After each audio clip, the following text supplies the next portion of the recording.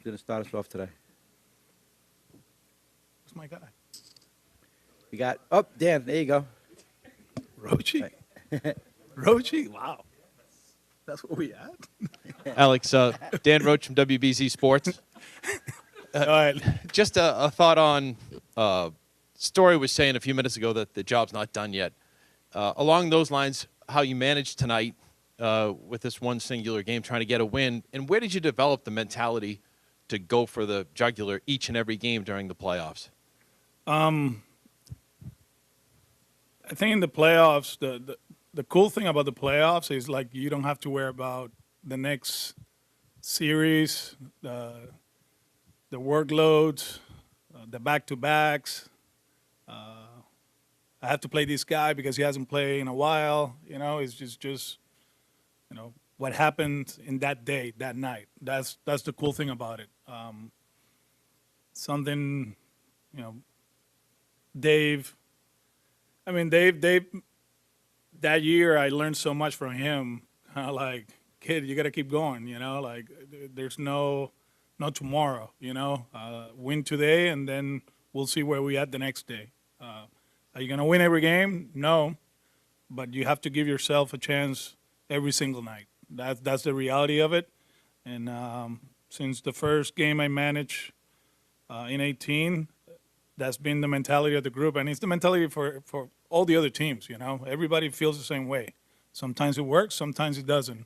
But the old man, my bad, I said it. Dave was, he's gonna kill me for that one. But he, from the get-go, that's what he wanted, and that's the mentality I have. Tara on the right. I meant to ask it last night. Sorry to look back, but the near collision with Wilyer on the defensive play running in front of Zidane.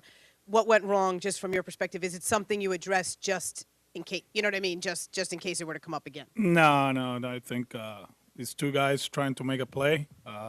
Obviously, communication has to be better, and they know it. 3 years ago, it was the other way around. We didn't have guys trying to make plays. Now we have guys trying to make plays. So, that's the way I see it. And we got an out. A lot of people in the dugout kind of like, I'm like, wait, we got an out. Let's go. Move on. But they know. It's kind of like communication between Jaren and Rafaela in Baltimore, and then it happened again. I forgot where it was, in Sacramento, right? They know what they have to do. They're big leaguers.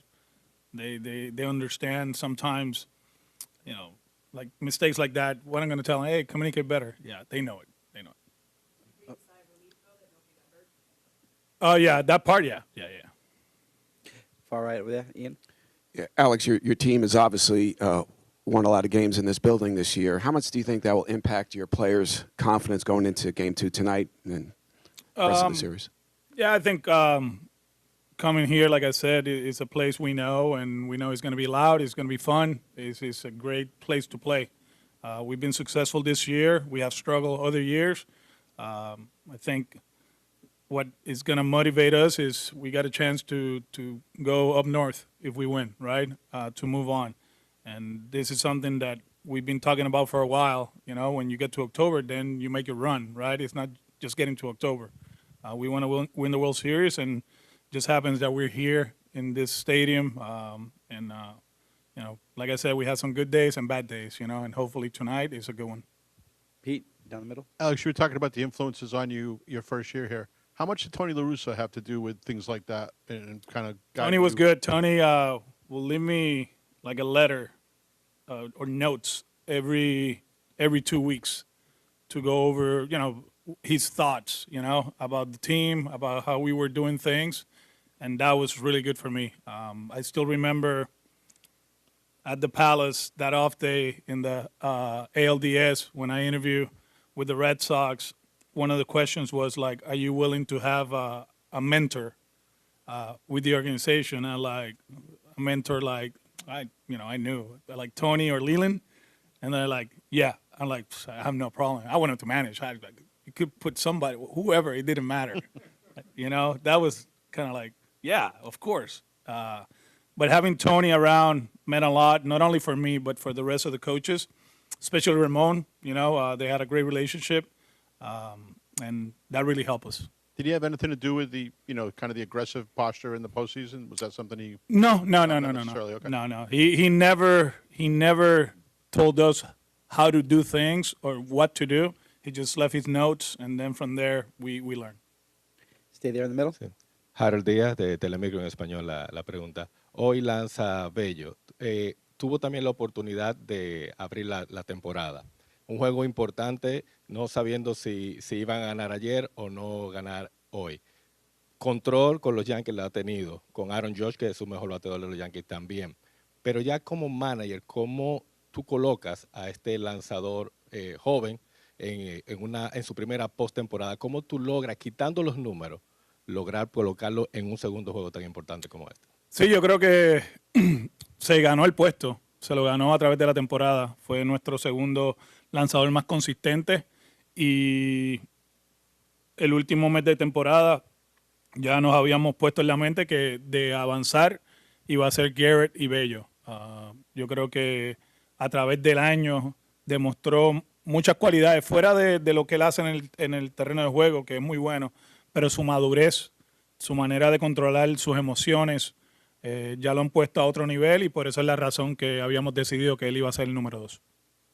Okay, straight back on the right. Alex, in Brian's career so far, every year has been, more innings than the last and, lowering the ERA. Every year he's taken another step. Tonight, first postseason start. Why do you believe that he's ready for this moment? Yeah, I just answered that one in Spanish. That's good. Throughout the season, you could tell that he's a more mature kid. I remember last year we had this, he cannot pitch in day games, and now he can pitch on day games, and I think what happens off the field has helped, His family's around. I still haven't seen the Netflix thing, but I know that there's a part there that I had a conversation with him about his family, how much he misses it, and we had to help him out, This year they've been around the whole time, and that has helped him. It's very hard to be, from the Dominican Republic and being pitching at this level and not having your support system. And I honestly believe that that's what pushed him to be the pitcher he is right now. The stuff is really good. We know that. He's a guy that has developed the cutter, has used the four-seamer now. I still remember an outing here 2 years ago or 3 years ago that we wanted him to throw the changeup 40% of the time.